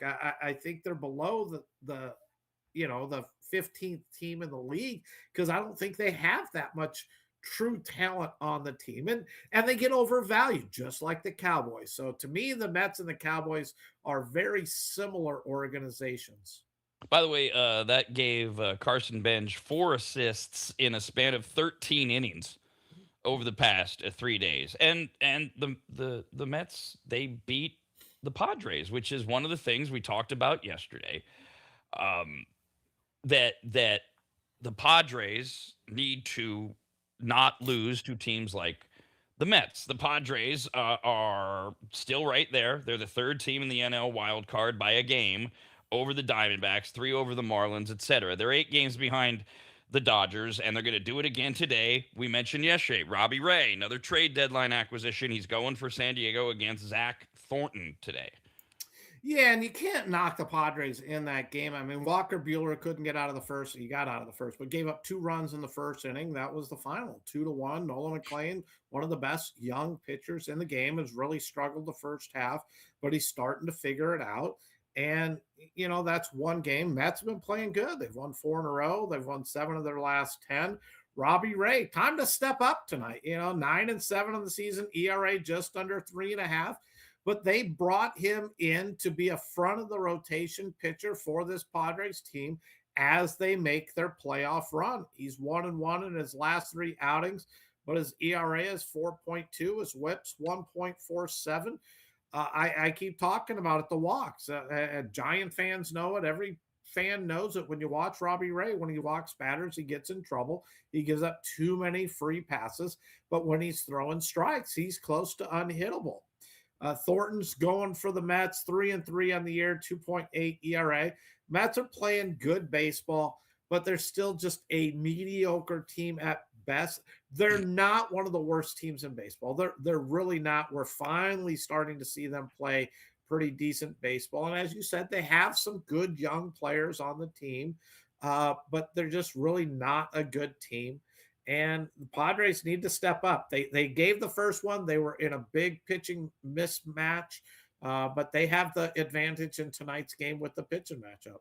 As I said, the Padres, they are in the National League wild card. They're a game back of the Phillies and a game ahead of the Diamondbacks. And it seems like every time we mention Christopher Sanchez, you get more angry at Don Mattingly for that one game, Steve, where he left Sanchez in like the sacrificial lamb to give up 9 earned runs in like 2/3 of an inning or an inning and a third, whatever it was. Well, he went out again last night. Sanchez gave out, did 6 innings of 1-run ball, now has a 1.42 ERA at home this season, and is in line to be the 2nd lowest home ERA by any Phillies starter in a single season, trailing only Grover Cleveland 110 years ago at home for the Phillies, who have that wild card. You can't say it's locked up. They're 6.5 behind the Braves, and they will go again in Philadelphia today. They're hosting Miami. Now, the Phillies are throwing Zach Wheeler. Cade Gibson's going to start for Miami.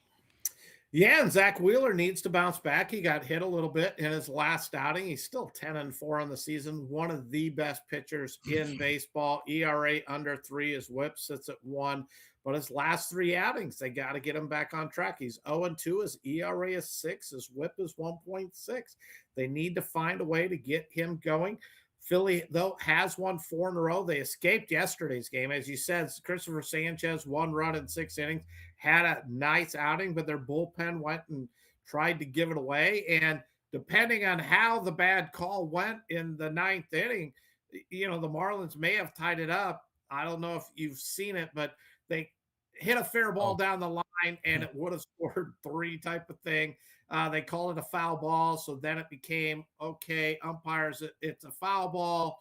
Where would everybody have ended up if it had been? And it's that projection part. Marlins feel they got ripped out of a run, should have been a tie game. Didn't happen. Phillies were able to get out of it, but that falls into those ground rule double types of thing.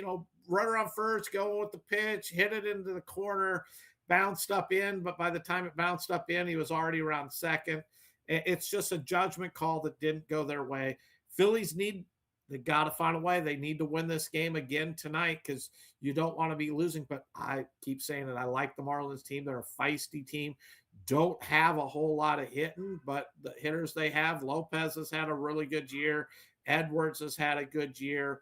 And even though you don't know too many names in that lineup, they're still playing hard because they feel next year is their time. And what do you feel? Are the Marlins one of those teams that you can't discount because they're only 3 back, but you've kind of discounted them? Because they're right there with the Cardinals. Yeah, I've discounted them. I don't think they're going to get there. I don't think their lineup is strong enough. They have some good pitching, good bullpen, but I don't think they have enough pitching depth in the starters to ease the stress of the bullpen. And where I go with that is when you consistently go 3, 4, 5 innings, your bullpen's getting way too many innings. And while they're good young pitchers, Sandy Alcantara, because of their good season, he's a guy they've been talking trading for the last several years, but they were in a position they couldn't move him. But they need him to do what he normally does, go out and throw 7, 8 innings in all of his starts, keep the team in it. He's having a great year this year. I just don't think they're good enough to really be a playoff team. I think the Padres are a better team. I think the D-backs are a better team. For those other teams sitting up there ahead of them for that, what I view as the last wild card spot. Here's a totally made up, and I do it in my head as we go thing, because there's so many ridiculous parts to this. Of teams that we discount making the postseason this year, which one or two are best positioned if there was going to be a season next year? See, there's all sorts of if, that, then those. So you've got the Pirates, the Blue Jays, the Marlins, A's, Royals, Angels. Who are we discounting? Did I mention the Cardinals? Teams that in your head, Mets, Nationals, because they're not making the playoffs. So we can't say the White Sox because they're going to make the right now. So is it the Blue Jays? Toronto. Yeah. They have the money. They were in the World Series, lost in Game 7 last year. They've had a down year. I think they are. The interesting twist I would throw at this is if I could take Miami Marlins pitching staff and roll it into the Washington Nationals pre-trade deadline and roll that offense with the Marlins pitching, man, we'd be talking one of the best teams in baseball. On the umps, so I mentioned I finally bit the bullet. I've gotten through most of this season without the MLB package. I've been able to go through local games, Major League Baseball Network, TNT, all the streaming stuff. And I finally gave in this weekend. There's too much going on. There's too many good games. There's too many games at once. I only need it for 6 weeks. Then I'm cancel it kind of thing. But now I get every game, right? Every single game. So as you get the local broadcast from one of the cities, I can choose either one. And I say all this because I have no idea where this conversation came from, because it was on in the background and it was in the booth after a game, and they only carry it for so long and then they cut it out. The basic gist of the conversation was most umpires seem to have, you brought up judgment plays and replay and all this, most umpires seem to have, with the ABS system, said, fine, hey, you don't like the call? Challenge it or shut up. It's making us better, blah, blah. A former player, I don't know who, was making the case. He feels like anecdotally he's seen signs of, once a team runs out of ABS challenges, do the umpires get more emboldened?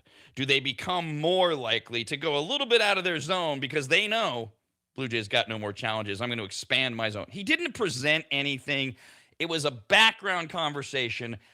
It didn't ring true to me based on what I've watched, Steve, but it rings true based on the human narrative of a person who's got a soft ego, says, all right, now I got you. Have you seen anything like this? I've been somewhat saying that for several months now. I'm not going to say that I've proven it by any means, but I do think the strike zones, once the teams run out of challenges, expands a little bit. It's not drastic. It's not like, oh, hey, like the Maddox calls. That pitch was 6 feet, 6 inches outside. We're going to call it a strike. But they do. I do believe they have that human element of, they don't have any more. So I can relax. I don't have to work as hard as I do because it's on them. It's not on me. Now I can call it my way.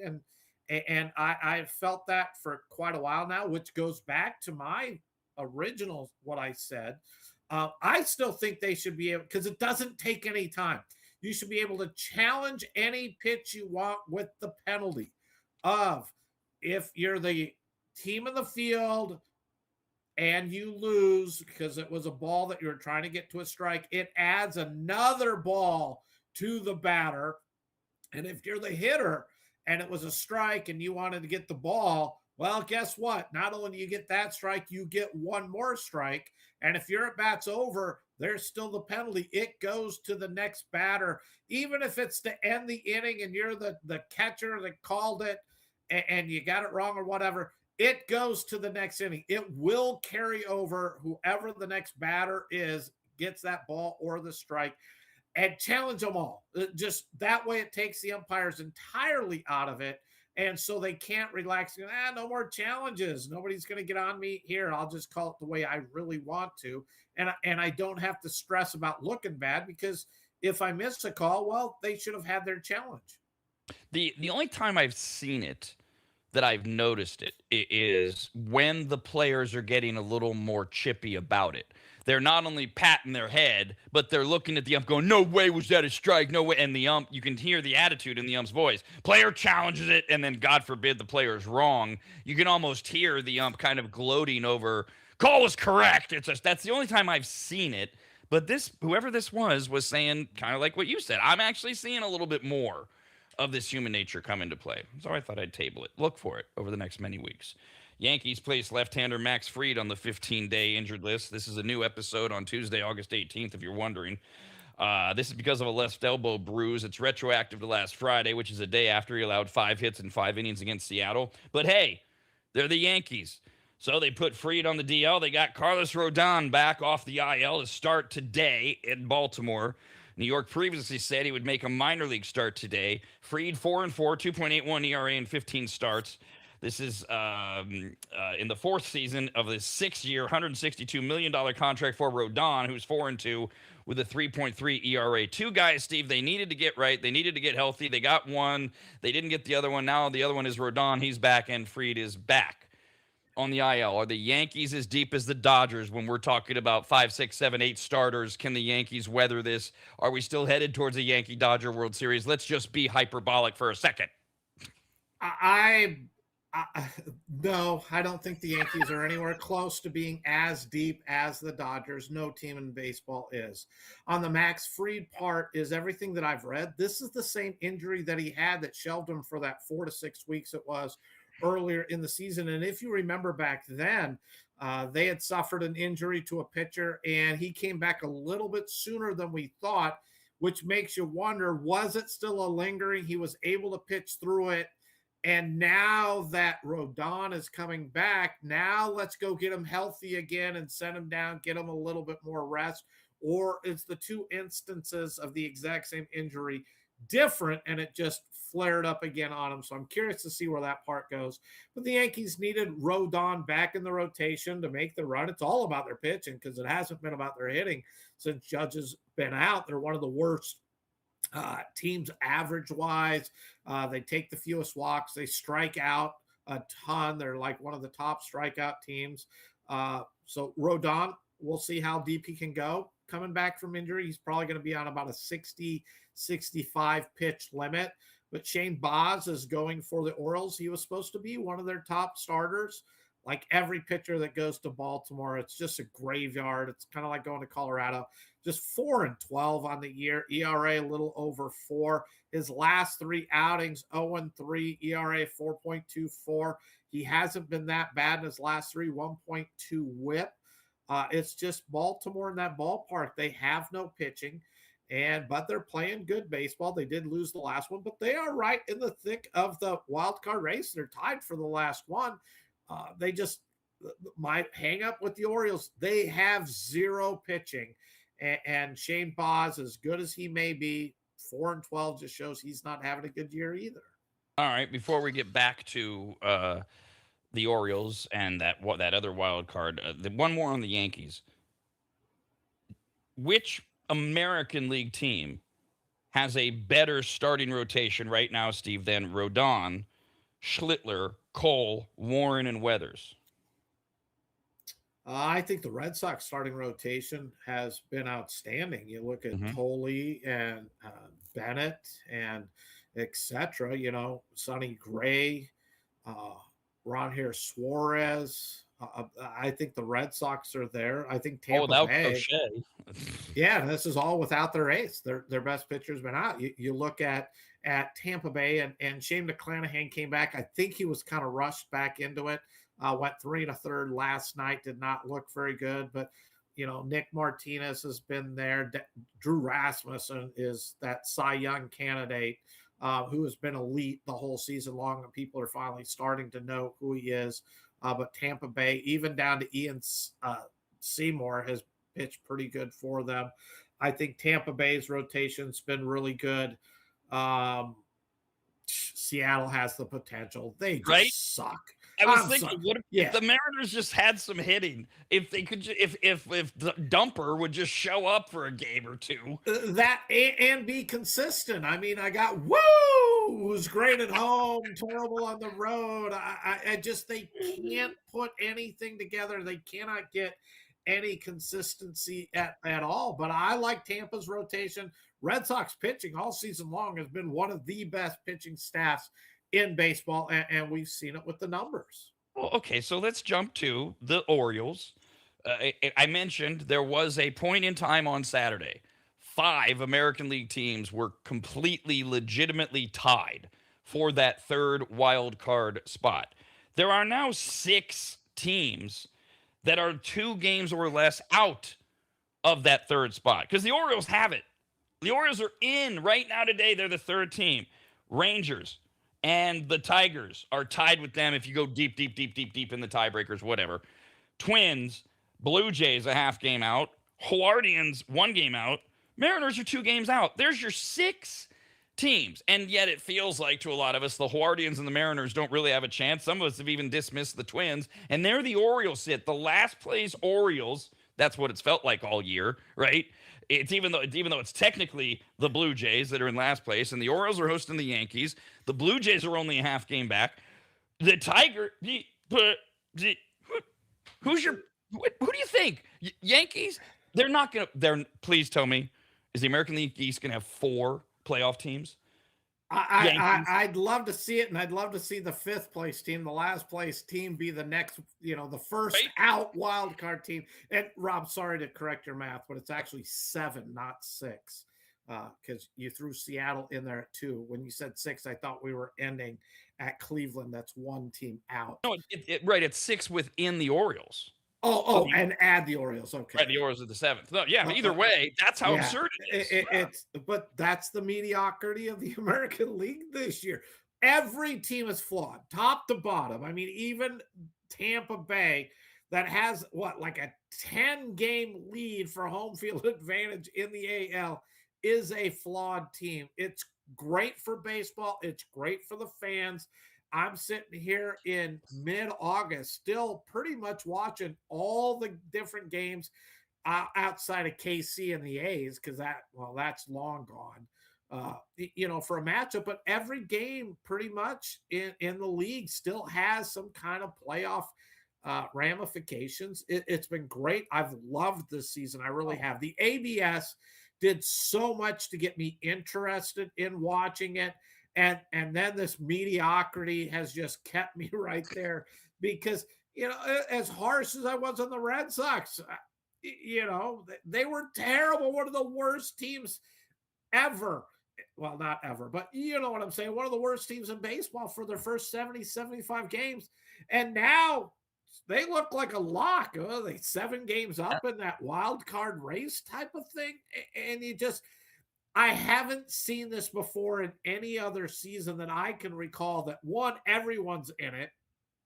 2, the Cubs reeled off like at least 2, if not 3, 10-plus game winning streaks, and then also followed them up with like 2 10-game losing. It has been incredible. The switches, the highs, the lows that pretty much for the most part every team has had, even down to the Dodgers, who are like now 19-21 in their last 40 games. They're below 500 as well. And they are the lock, supposedly, by everyone to win the World Series. And their last 40 games, they're not even playing 500 baseball. So we got one of those games that affects both the American League East and the American League playoffs tonight. We've got Toronto is at Tampa Bay. Toronto's going to throw Jose Soriano, trade deadline pickup against Nick Martinez.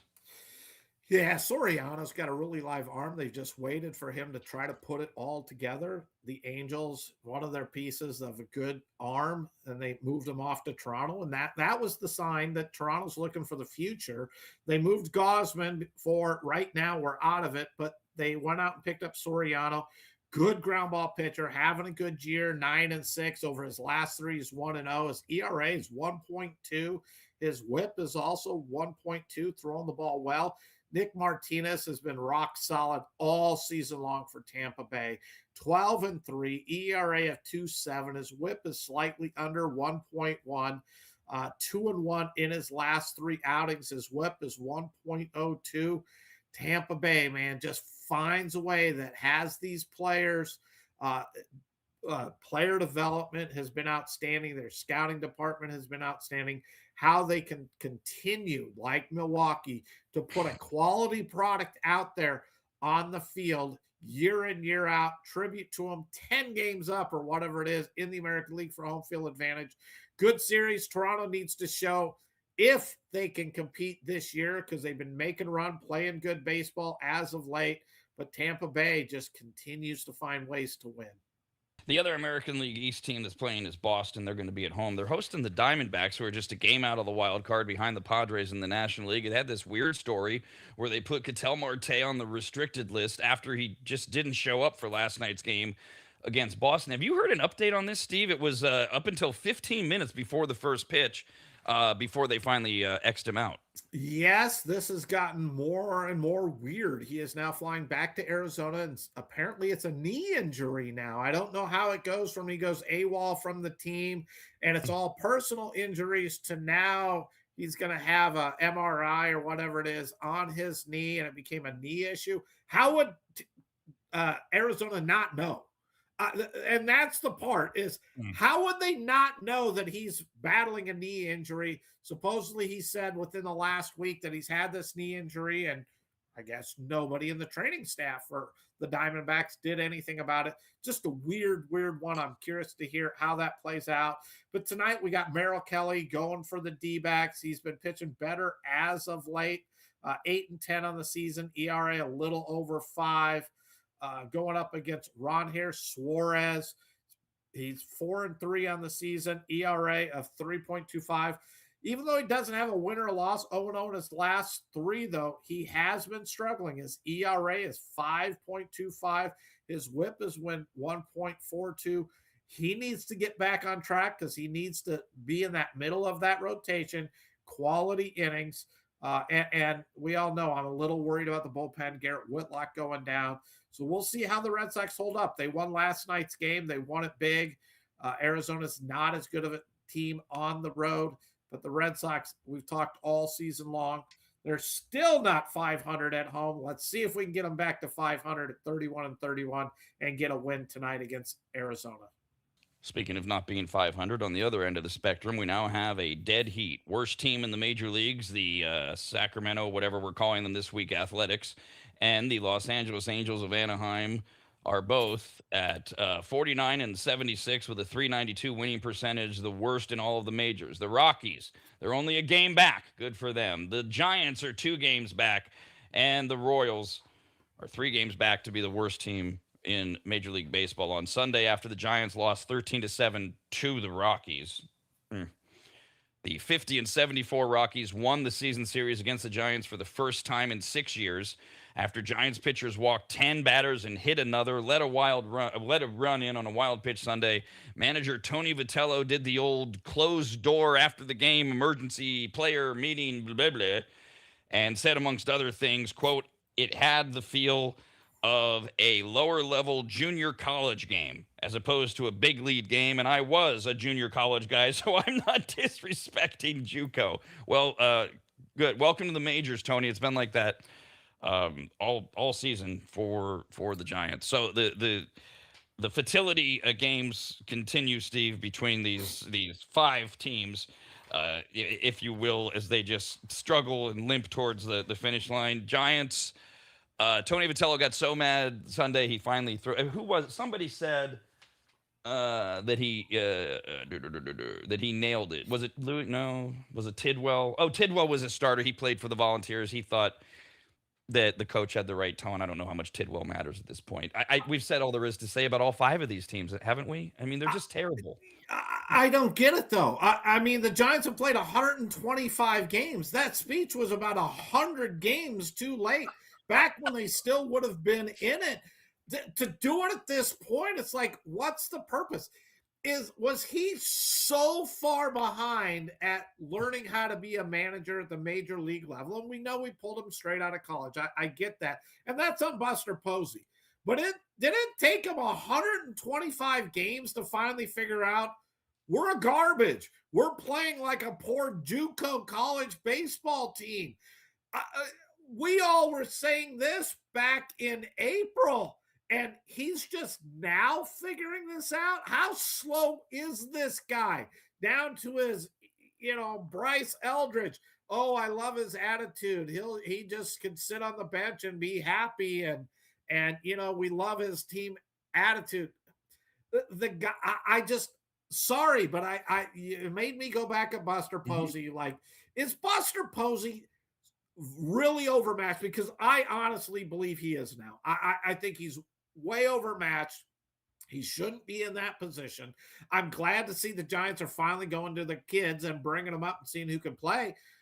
But I've also watched a decent amount of Giants games going, I don't know how much talent they really have coming up. There's no one coming up that's standing out. We watch the A's, and just by comparison, and White at third base looks really good when Geloff went down.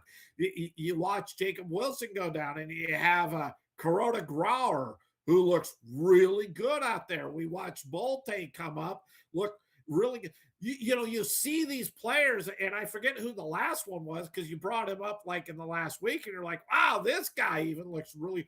So when the A's, just as bad as the Giants, bring these players up, you can say, wow, I can see what you see in them. They have the speed, the defense, put the ball in play. I can see things. You're watching the Giants going, yeah, really? Is there anything to any of these prospects they're bringing up? So if they don't have the farm system, they have 4 albatross contracts on their roster that they can't bring anything else up. I just talk about teams, and we put them with the Mets as how dismal is their future, or are they building? How dismal is the Giants' future right now? I love Bryce Eldridge. I love Casey Schmidt, but really, Logan Webb, I like him, but I think they have to move him on because as talented as he is, by the time his contract's going to come up before they're competitive, I don't see a bright future for the Giants right now. I thought Buster Posey's last chance was wasted at the trade deadline. He made some moves.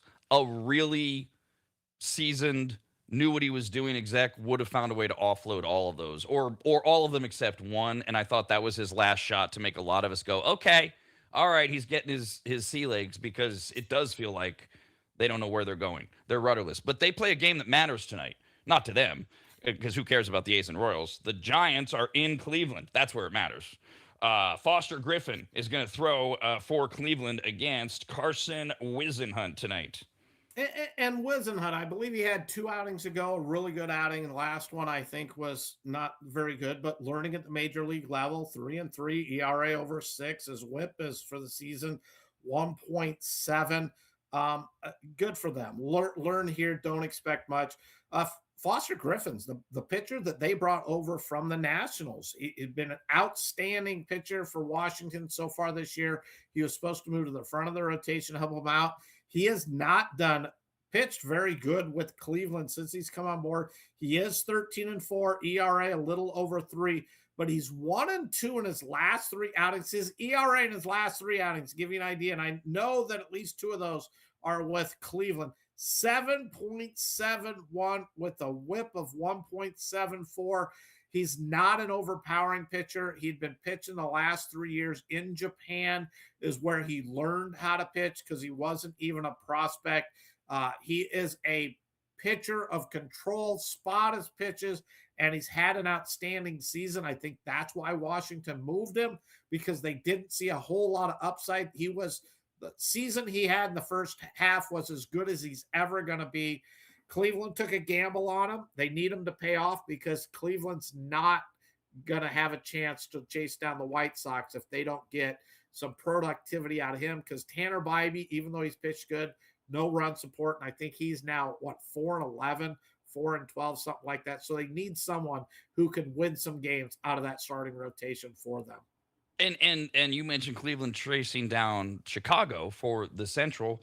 They're only a game out of that American League wild card. And there's all these teams that are in there, including those darn Detroit Tigers, who are tied for third with the Orioles and the Rangers. The Tigers, the ones without Skubal and Mize. The Tigers will be in Pittsburgh tonight. I think all of us, including Steve and I, good run by the Pirates. Position yourselves for the future, but the Tigers are still there. The Pirates are at home. They're throwing Braxton Ashcroft against Ketel Marte for Detroit. This is a really good pitching matchup. The Tigers won this game yesterday. Ketel Montero's been rock solid, mostly out of the rotation, but he has been pitching out of the bullpen. 7-6. His ERA is 3.3. His WHIP has been 1.01. Since they moved him back in the rotation, he's 2-1 in his last 3, ERA of 2.5, and his WHIP is 0.87. He's going up against the true ace right now. I'm not saying he's the best pitcher, but Ashcroft has been outstanding for the Pirates. 12-5, his ERA is 3.8, but his WHIP is 1.1. He also has been 2-1 in his last 3, ERA of 2.37. and a WHIP in his last 3 outings, 0.58. The only thing he has done wrong in his last 3 outings is he has given up 4 home runs. Outside of those mistakes and those pitches, he's been pretty unhittable. He's a good young arm that just fits. The Pirates have these good young arms, and that's where if Skeens was Skeens, I think the Pirates were there, but they're not. And right now, they're riding Ashcroft as their starting pitcher to try to get them back into this playoff picture.